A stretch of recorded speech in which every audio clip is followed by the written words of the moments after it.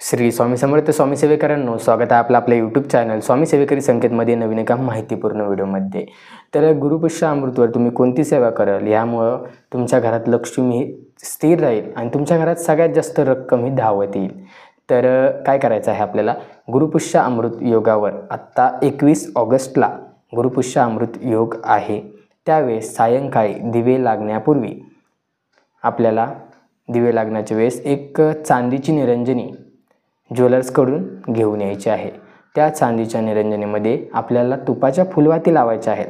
पण त्या कशा, आज गुरुपुष्य अमृत आहे, आज गुरुवार आहे, तर आज 1 लावायचे आहे, शुक्रवारी 2 लावायचे आहेत, शनिवारी 3 लावायचे आहेत। अशा 1 ते 12 पर्यंत वाढवत जायचे आहेत। म्हणजे 12व्या दिवशी तुम्ही 12 वाती लावणार आहात आणि त्यानंतर 12 दिवस झाल्याच्या नंतर त्या वाती उतरवत आणायच्या आहेत।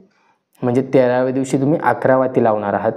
नंतर 10, 9, 8, 7 अशा आपल्याला एक प्रमाणे उतरवत आणायचे आहेत।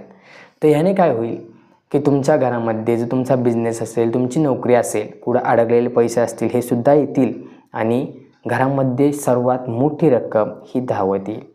हा खूप जणांचा अनुभव आहे आणि हा भरपूर जागेवर मी सांगितलेला सुद्धा आहे। तर हे तुम्ही नक्की गुरुपुष्य अमृत योगावर करू शकता। आत्ता एक गुरुपुष्य अमृत योग झाला आहे आणि आता पुढचा 21 तारखेला येणार आहे। प्रत्येक महिन्याला एक गुरुपुष्य अमृत योग असतो, तो नोव्हेंबर-डिसेंबरपर्यंत, म्हणजे आपली दीपावली होस्तवर तोपर्यंत तुम्ही सेवा करू शकता। त्याचप्रमाणे महिलांनी 4 दिवस टाळून हा उपाय करायचा आहे। व्हिडिओ जर आवडला असेल त्या व्हिडिओला एक लाईक करायला विसरू नका। भेटूया आपण उद्याच्या एका माहितीपूर्ण व्हिडिओमध्ये। श्री स्वामी समर्थ।